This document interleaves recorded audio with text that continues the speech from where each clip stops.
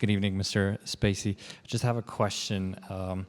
What sort of advice do you give to a person or young person or not so young person who wants to start acting, but they have like a mental block, they're maybe ashamed or maybe they're embarrassed, just asking for a friend? Well, look, everyone has blocks. Everyone has things they have to get over. Everyone has things that they can learn from. And I think that one of the things that I have certainly learned in the more recent years is sometimes you can be looking at something and think, oh my God, this is insane. This mountain in front of me is, I will never get to the other side. And then you do. And you then can look back and go, oh, wow, that was kind of like a speed bump. That wasn't as big and as ferocious as I thought it was going to be. And so sometimes just the act of doing, no matter, I come to an event like tonight, I'm nervous before I come out. I don't want to ever not be nervous. I think it's incredibly important to recognize, as I said earlier about where I am. I accept where I am and I start there. It's a place to begin. And I think that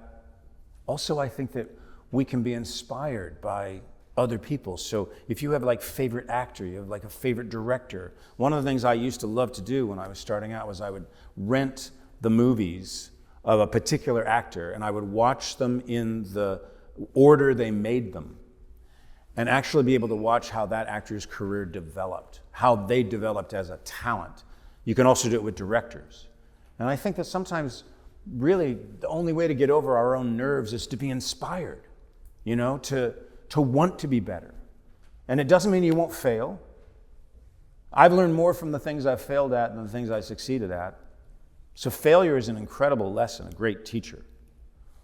You got up here and you put a mic and you asked some questions. That's a beginning. One particularly unique aspect about the character of Frank Underwood is the fact that he initially appeared on the screen, but has since been brought out at numerous ceremonies and events, which kind of makes me think, where does Frank Underwood live in your head, and where did other characters live as well? And do they ever fade away, and can they be turned on and off kind of at free will?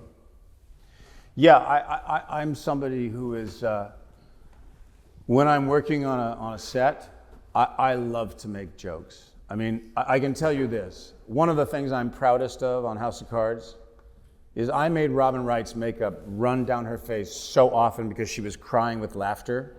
It drove the makeup department crazy. They said, would you stop making her laugh?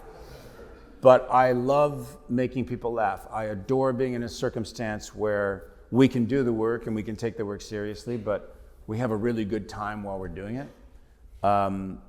And I think sometimes that surprises people that I can literally like turn it on and turn it off. But I love knowing, as I said, that I'm acting, that I'm performing, that we're all aware that we're performing. So yeah, I really try to have fun. So it's easy for me, it's like a light switch. It's easy for me to turn off and turn on. Stand up. Hi. So we live in an incredibly dangerous world, I feel, where words can be falsely put out there very easily through social media and with very little consequence for those passing on that information. How can we safeguard both the person that the allegation's about and also when they're found to be false, how can we hold individuals accountable for creating devastation in people's lives, ruining reputations, taking away homes? I genuinely believe that it's as criminal as any other. Well, I can only tell you that I'm encouraged by the fact that things seem to be moving in the right direction. That I and we all living here in Great Britain or where I come from in the United States, no matter what we've gone through, no matter how tough it's been, no matter how difficult it's been, no matter how challenging it's been, we've eventually got the ship right. And I believe we will eventually get the ship right. I'm optimistic. Right. Thank you for being here. Earlier in the interview, you said during your silence, you didn't really try to influence sort of public perception, but that isn't necessarily true. You put out these Christmas videos every year that blended the character of Frank Underwood and yourself, and they were quite unusual because they were stomach-churning and fairly sinister, and in some ways might have even been perceived as tone-deaf, given the accusations hurled at you. What was in your mind when you decided to put out these videos that in some ways almost threatened your accusers? Well, first of all, I was playing a character, so I wasn't speaking as myself.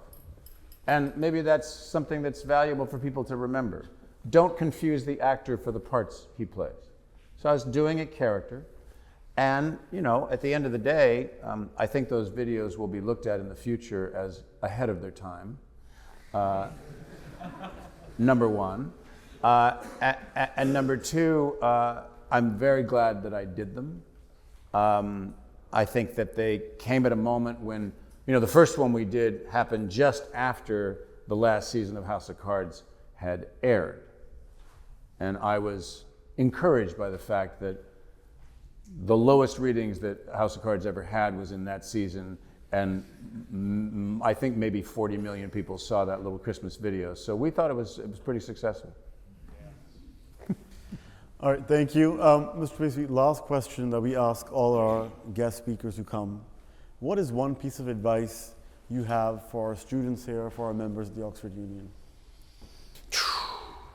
Wow. It's a great question. I think that probably the thing that I think is the most important in life is to be curious, to take the time to learn about things you don't know, to not believe everything you read or see, to ask questions, be curious, dig further, because it's only through our own work that we can do, that we can learn and we can get better and we can challenge ourselves as well as challenge others. So be curious. Thank you so much, Mr. Spacey.